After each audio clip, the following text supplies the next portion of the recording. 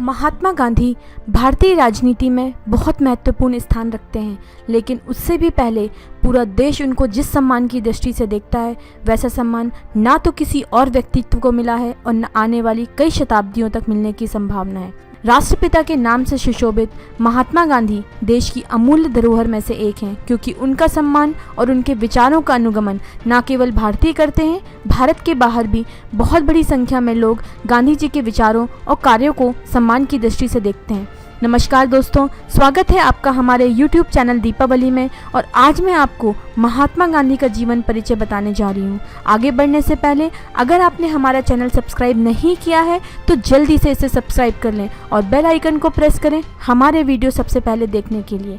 महात्मा गांधी का पूरा नाम मोहनदास करमचंद गांधी था और इनका जन्म 2 अक्टूबर सन 1869 को पोरबंदर में हुआ था। महात्मा गांधी के पिताजी का नाम करमचंद गांधी था।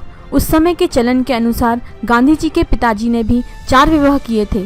पेशे से दीवान करमचंद गांधी स्वयं नहीं जानते थे कि जब उनकी चौथी पत्नी अपने सबसे छोटी संतान को जन्म देगी तो वह पुत्र भारत की स्वतंत्रता का प्रमुख पात्र बनेगा और इतिहास के पन्नों में स्वयं के साथ पूरे परिवार का नाम दर्ज करवाएगा। वह एक सक्षम प्रशासक थे जो यह बात अच्छी तरह से जानते थे कि कैसे तत्कालीन सशक्त राजकुमारों के बीच में अपनी जगह बनानी है या अपने उद्देश्यों के साथ सत्ताधीन ब्रिटिश राजनीति अधिकारियों के मध्य कैसे अपनी पहचान बनानी है। महात्मा गांधी की माताजी का नाम पुतलीबाई था। गांधी जी की माताजी पुतलीबाई ने अपना संपूर्ण जीवन धार्मिक कार्यों में ही व्यतीत किया। उन्होंने कभी भौतिक जीवन में वस्तुओं को महत्व नहीं दिया। उनका ज़्यादातर समय या तो मंदिर में या तो घरेलू कार्यों में ही बीतता था। वास्तव में वो परिवार को समर्पित आध्यात्मिक महिला थी। बीमार की सेवा करना, व्रत उपासना करना उनके दैनिक जीवन में शामिल थे। इस तरह गांधी जी की परवरिश एक ऐसे माहौल में हुई जहाँ पर वैष्णवमयी माहौल था और जैन धर्म के मोरल्स थे। इसलिए वो शाकाहारी भोजन, अहिंसा, व्रत उपवास की जीवन शैली में विश्वास रखते थे जिससे मन को शुद्ध किया जा सके। अब मैं आपको महात्मा गांधी की प्रारंभिक जीवन और शिक्षा के बारे में बताती हूँ। पोरबंदर में शिक्षा की पर्याप्त सुविधाएं न होने के कारण मोहनदास ने अपनी प्राथमिक शिक्षा मुश्किल परिस्थितियों में पूरी की थी। उन्होंने मिट्टी में अंगुलियों से उकेर कर वर्णमाला सीखी थी। बाद में किस्मत से उनके पिता को राजकोट में दीवानी मिल गई थी, जिससे उनकी समस्याएं काफ़ी हद तक कम हो गई थी। मोहनदास ने अपने स्कूल के दिनों में काफ़ी इनाम जीते। 1887 में गांधी जी ने यूनिवर्सिटी ऑफ बॉम्बे से मैट्रिक का एग्ज़ाम पास किया और भावनगर के रामलदास कॉलेज को ज्वाइन किया, जहां पर उन्होंने अपनी मातृभाषा गुजराती को छोड़कर इंग्लिश सीखी। इसके कारण उन्हें लेक्चर समझने में थोड़ी परेशानी भी हुई। इसी दौरान उनका परिवार उनके भविष्य को लेकर काफ़ी चिंतित था, क्योंकि वो डॉक्टर बनना चाहते थे, लेकिन वैष्णव परिवार के होने के कारण वे डॉक्टर का काम नहीं कर सकते थे। इसलिए उनके परिवार वालों को लगा कि उन्हें अपने परिवार की परंपरा को निभाते हुए गुजरात के किसी हाई ऑफिस में अधिकारी के पद पर लगना होगा, इसलिए उन्हें बैरिस्टर बनना होगा। और उस समय मोहनदास भी सामलदास कॉलेज से खुश नहीं थे। वे ये सुनकर खुश हो गए। उस समय की उनकी युवा अवस्था ने भी उन्हें इंग्लैंड के कई सपने दिखाए थे। एक भूमि जहाँ पर बहुत से फिलोसोफर और पोएट्स होंगे, वो सिविलाइजेशन का केंद्र होगा।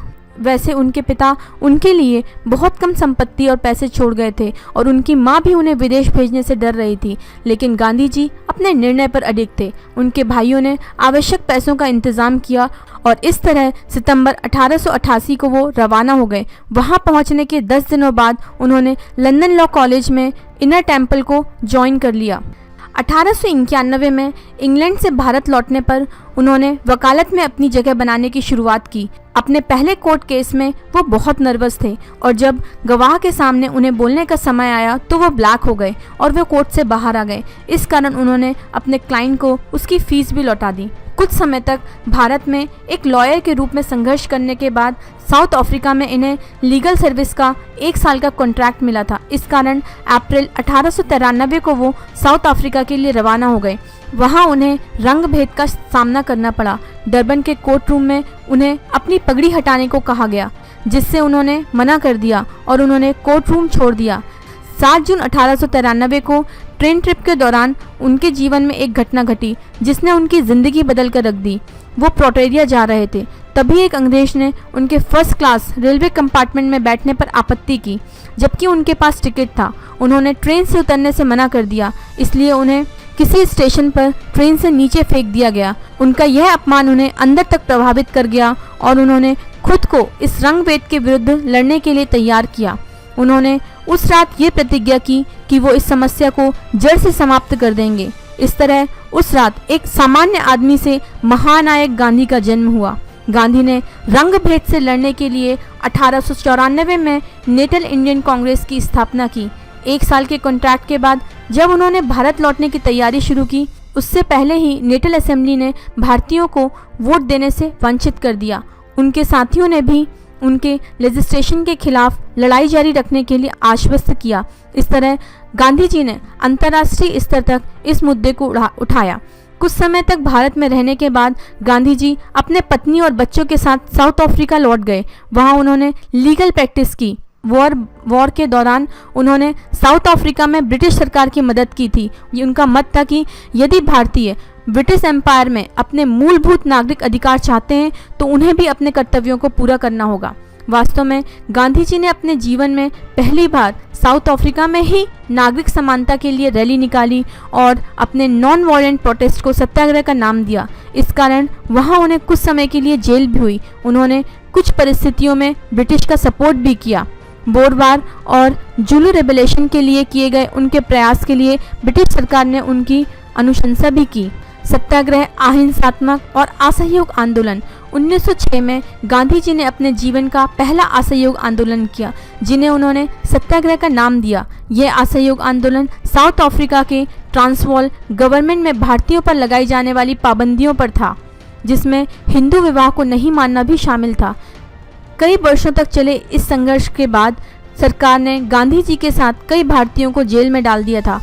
आखिरकार दबाव के चलते साउथ अफ्रीका की सरकार ने गांधी और जनरल जैन क्रिश्चियन स्मिथ के मध्य हुए समझौते को स्वीकार कर लिया था, जिसके अनुसार वहां पर हिंदू विवाह को भी मान्यता मिली और भारतीयों के लिए पोल टैक्स को समाप्त किया गया। गांधी जी 1914 में जब भारत लौटे तब स्मिथ ने लिखा था, संत ने हमारा साथ छोड़ दिया, मैं हमेशा उनके लिए प्रार्थना करता हूँ। इसके बाद विश्व युद्ध प्रथम के समय गांधी जी ने कुछ महीने लंदन में बिताए थे। चंपारण और खेड़ा आंदोलन। 1918 में गांधी जी ने ब्रिटिश लैंड लॉर्ड्स के खिलाफ चंपारण आंदोलन का नेतृत्व किया था। उस समय अंग्रेजों द्वारा नील की खेती के संबंध में किसानों पर जो रूल्स लगाए जा रहे थे, उससे व्यतीत होकर आखिर में इन किसानों ने गांधी जी से सहायता मांगी थी, जिसका परिणाम अहिंसक आंदोलन के रूप में हुआ और जिसमें गांधी जी की जीत हुई। 1918 में खेड़ा में जब बाढ़ आई तब वहां के किसानों को टैक्स में छूट की सख्त आवश्यकता थी। उस समय भी गांधी जी ने अहिंसक आंदोलन से अंग्रेजों तक अपनी बात पहुंचाई। इस आंदोलन में भी गांधी जी को बहुत बड़ा जन समर्थन मिला और अंततः मई 1918 में सरकार ने टैक्स की राशि को छूट दे दी गई और इस तरह गांधी जी ने धीरे धीरे करके ब्रिटिशर्स के खिलाफ आंदोलन जारी किया। भारत में गांधी जी का पहला असहयोग आंदोलन। 1919 में भारत में जब ब्रिटिश का शासन था तब गांधी जी राजनीतिक आंदोलन कर रहे थे। उस समय रोलेट एक्ट आया था, जिसके अनुसार बिना किसी सुनवाई के क्रांतिकारियों को सजा दी जा सकेगी। ऐसा प्रावधान अंग्रेजों ने बनाया था।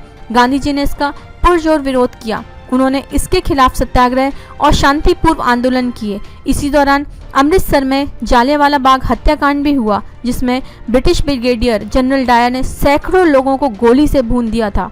गांधी जी इससे बहुत नाराज हुए और उन्होंने ब्रिटिश सरकार द्वारा भारतीयों को वर्ल्ड वॉर में भाग लेने की अनिवार्यता का भी विरोध किया। इस तरह Gandhi Indian home rule movement का प्रमुख चेहरा बन गए और अंग्रेजों के संपूर्ण बहिष्कार का आह्वान किया। छात्रों को सरकारी स्कूल में नहीं जाने के लिए, सैनिकों को अपना पद छोड़ने के लिए, नागरिकों को टैक्स ना भरने के लिए और ब्रिटिश सामान ना खरीदने के लिए भी प्रेरित किया। उन्होंने खुद भी ब्रिटिश द्वारा बनाए गए कपड़ों के स्थान पर चरखा लगाकर खादी का निर्माण करने पर ध्यान केंद्रित किया और यही चरखा जल्द ही भारतीय स्वतंत्रता का प्रतीक बन गया। गांधी ने इंडियन नेशनल कांग्रेस की लीडरशिप की और होम रूल के लिए अहिंसा और असहयोग आंदोलन की नींव रखी। ब्रिटिश सरकार ने 1922 में गांधी जी पर राजद्रोह के 3 मुकदमे लगाकर उन्हें अरेस्ट कर लिया और 6 वर्ष के कारागार में डाल दिया और गांधी जी को उनकी अपेंडिक्स सर्जरी के बाद फरवरी 1924 में छोड़ा गया। जब वो स्वतंत्र हुए तो उन्होंने देखा कि भारत में मुस्लिम हिंदू एक दूसरे के खिलाफ खड़े हो चुके हैं, इसलिए इस साल उन्होंने 3 महीने के लिए उपवास रखा। उसके बाद वो आगामी कुछ सालों तक राजनीति से दूर ही रहे। 1930 में गांधी जी ने वापस सक्रिय राजनीति में पदार्पण किया और उन्होंने ब्रिटिश सरकार का नमक आंदोलन का विरोध किया। इस एक्ट के अनुसार भारतीय ना नमक बना सकते थे और ना बेच सकते थे और नमक पर भी कर लगा दिया गया, जिसके कारण गरीब भारतीयों को समस्या का सामना करना पड़ रहा था। गांधी जी ने इसका विरोध करने के लिए एक नए तरह का सत्याग्रह किया, जिसमें वो 390 किलोमीटर चलकर अरेबियन सागर तक गए। वहां पर उन्होंने प्रतीकात्मक रूप से नमक इकट्ठा किया। इस मार्च से एक दिन पहले ही उन्होंने लॉर्ड इरविन को लिखा था, मेरा उद्देश्य सिर्फ एक ही है कि मैं हिंसात्मक तरीके से ब्रिटिश सरकार को यह महसूस करवाऊंगा कि वो भारतीयों के साथ कितना गलत कर रहे हैं। 12 मार्च के दिन गांधी ने एक धोती और शॉल पहनकर एक लकड़ी के सहारे साबरमती से ये मार्च शुरू किया था, जिसके 24 दिन बाद वो कोस्टल टाउन दांडी पहुंचे और वहां उन्होंने वाष्पीकृत होने वाले समुद्र जल से नमक बनाकर अंग्रेजों के बनाए हुए नियम को तोड़ा।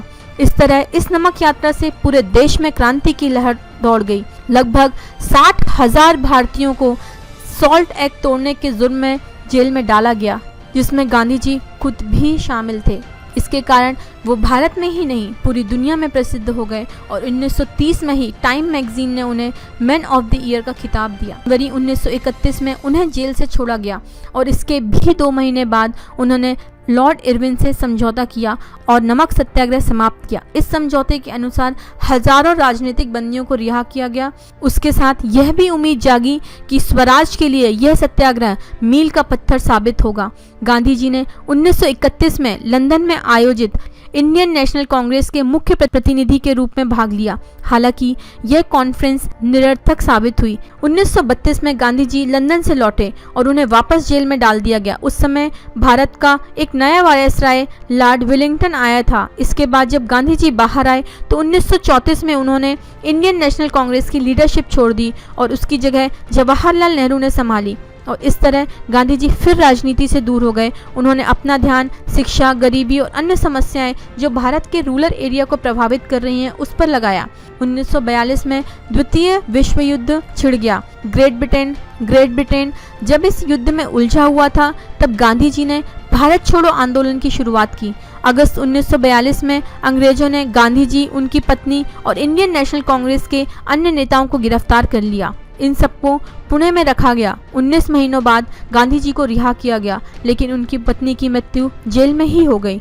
1945 में जब ब्रिटिश के आम चुनाव में लेबर पार्टी ने चर्चिल के कंजर्वेटिव पार्टी को हटा दिया, तब इंडियन नेशनल कांग्रेस और मुस्लिम लीग के मोहम्मद अली जिन्ना ने देश की स्वतंत्रता की मुहिम को और तेज कर दिया था, जिसमें गांधी जी ने महत्वपूर्ण भूमिका निभाई। लेकिन वो विभाजन को नहीं रोक सके और धर्म के आधार पर भारत 2 टुकड़ों, भारत और पाकिस्तान में बंट गया। गांधी जी से जुड़े हुए कुछ रोचक तथ्य इस तरह से हैं। गांधी जी को अब तक 5 बार नोबेल प्राइज के लिए नामांकित किया जा चुका है और कमेटी इस बात के लिए अफसोस जता चुकी है कि इन्हें कभी भी अवार्ड नहीं मिला। गांधी जी 4 कॉन्टिनेंट और 12 देशों में सिविल राइट्स मूवमेंट के लिए जिम्मेदार थे। उनके लिए विश्वव्यापी सम्मान और उनकी अनुयायियों की संख्या का अंदाजा इस प्रकार लगाया जा सकता है कि महात्मा गांधी की शव यात्रा 8 किलोमीटर लंबी थी। गांधी जी ने अपने जीवन में 5 वर्ष फ्रूट, नट्स और सीड्स पर बिताए हैं। फिर गिरते स्वास्थ्य के कारण उन्होंने ये छोड़ दिया था। उन्होंने शुरू में दूध से बनी खाद्य सामग्री को भी स्वीकार नहीं किया गया था, लेकिन बाद में खराब स्वास्थ्य के कारण उन्होंने बकरी का दूध पीना स्टार्ट किया था। उनके बहुत सारे उपवासों को देखकर गवर्नमेंट ने न्यूट्रिशनिस्ट को यह बताने के लिए बुलाया था कि गांधी जी बिना भोजन के 21 दिन तक कैसे रह सकते हैं। आइए दोस्तों, अब मैं आपको बताती हूँ कि गांधी जी की हत्या कैसे हुई। 30 जनवरी 1948 के दिन 78 वर्षीय गांधी जी, जो कि भूख हड़ताल से टूट चुके थे, उन्होंने नई दिल्ली के बिड़ला हाउस में प्रेयर मीटिंग के लिए प्रस्थान किया। उस समय एक व्यक्ति Nathuram Godse point blank range में 3 बार गोली मारकर हत्या कर दी। अहिंसा के इस पुजारी का हिंसा के साथ अंत होना पूरे देश के लिए एक दुखद समाचार लेकर के आया। गोडसे और उनके साथी को इस जुर्म में नवंबर 1949 में फांसी पर चढ़ाया गया और उनके साथ मिले अन्य साथियों को आजीवन कारावास का दंड सुनाया गया। गांधी जी के नाम पर देश विदेश में बहुत धरोहर हैं। तो दोस्तों, मैं आशा करती हूँ कि आपको मेरा ये वीडियो पसंद आया होगा। अगर आपको इस वीडियो को आर्टिकल के फॉर्म में पढ़ना है तो उसका लिंक हमने आपको डिस्क्रिप्शन बॉक्स में दिया हुआ है।